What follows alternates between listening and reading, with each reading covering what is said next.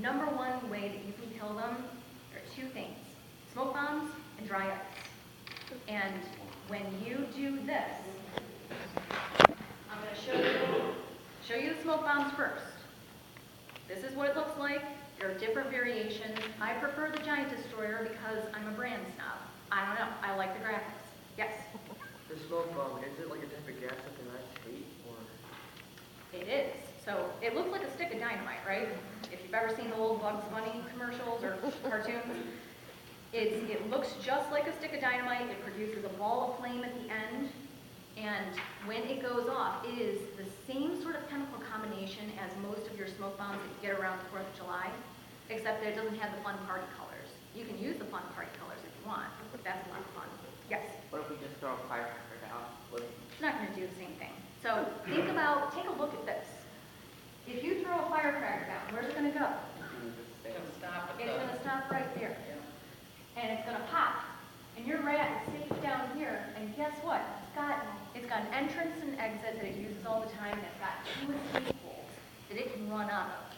So you might scare it, and it might stay in there, or you might scare it, and it might run out, and then it might scare you.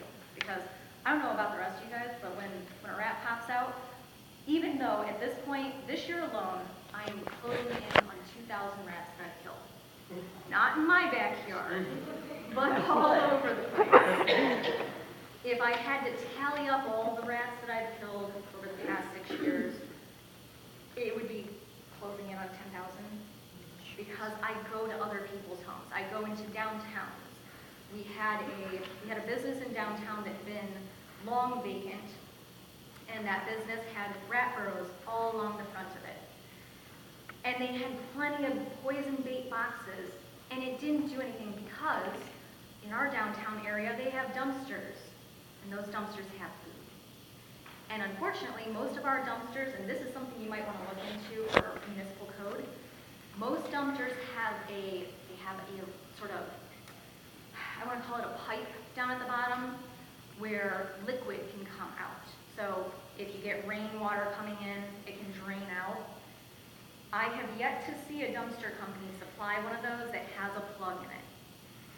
Ask for plugs. Demand that your restaurants have those plugs, because if they do it, now the rat can't just walk in. Remember, rats can go in through a hole the size of a quarter.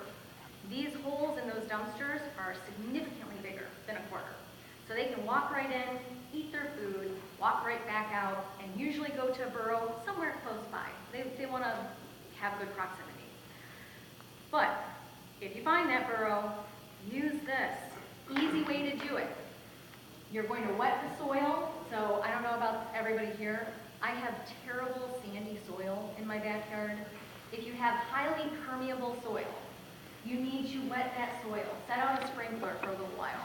The reason you're going to do that is because when you use the smoke bomb, you're going to use it exactly like this. Wick down, butt of it up. You're going to put it in one hole, and you're going to seal up the other 2 holes.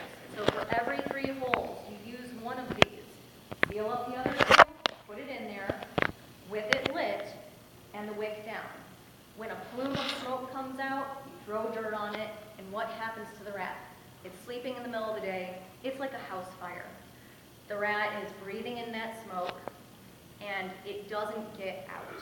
So it's very simple to use. These are very cheap. You can get them at Ace. You can buy them online. I tend to buy them by the pack because I'm killing a lot of rats.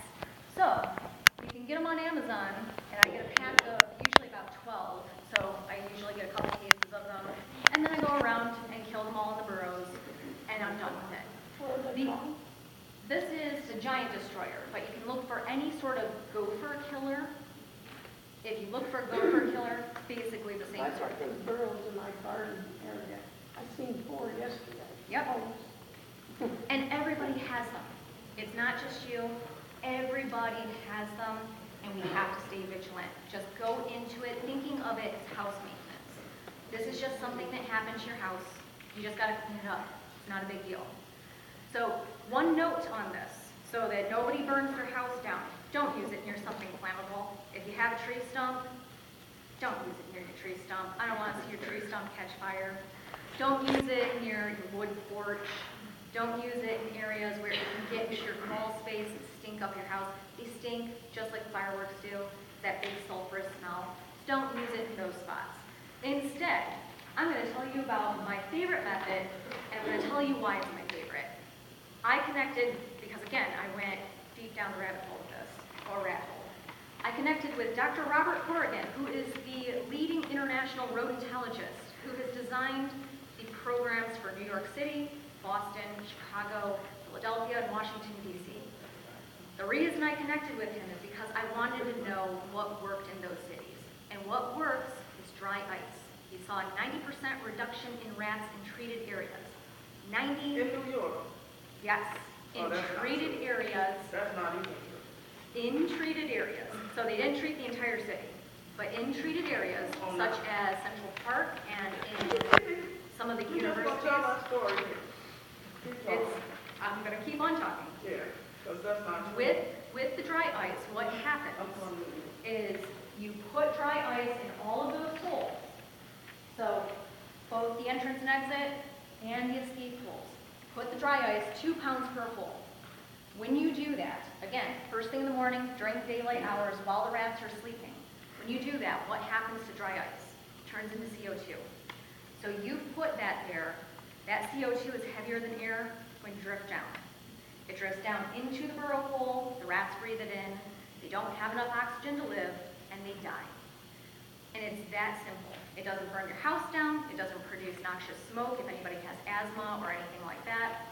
It is very, very easy to use, and it's very effective. Yes? Where do you get over 6 pounds of dry ice? You can go to any sort of ice supplier. So near my home, there's US Ice on 8 Mile. I use them. You can get an air gas account, and you can get dry ice there in bulk. You can also go to Meijer. Meijer tends to sell it in big bags, and Meijer has it up in the front of the store in kind of a deep cooler. Where do you guys go? I go to a lot of Meijers because I'm using a lot of dry ice. Yes? How many rats are typically in a burrow? So it really depends. A new burrow can have 1 or 2 rats. An established burrow, I tend to estimate 7 rats per 3 holes for an established burrow. And anecdotal evidence, because I want to convey just how easy this is and how effective it can be. I was called out to a location in Madison Heights where the location had a tree fall over, nice big pine tree. Tree fell over because there were so many rat holes underneath that tree that it actually undermined the tree. Tree tipped over, they didn't know what happened, they found the holes. In total, there were about 76 holes. So we were looking at a little bit over 100 rats. We did the dry ice method, 2 pounds per hole, 76 holes. At the end, so the next day you have to check it to see if it was effective, because sometimes, first of all, it was hard to get in under that area. And I was working underneath trees, underneath bushes, and trying to get things before the rats would potentially feel that ice cold and run out. Only 1 ran out. At the second day, you check, and at that point, I had 14 holes open, so I knew there were some that had survived, but less than 100. So we had a whole bunch that died, and we just had to treat it again. So after treating it again, no rats, no reopening. Yes? I have a question. You said there's 3 holes or 2 holes? You know, it can be anything. It can be 1 hole if, for instance, the rats are very comfortable in the area, they've been around for a while, and there's an established burrow somewhere nearby. Sometimes a juvenile rat will come and make a burrow, and it'll be 1 hole. Sometimes it'll be 2.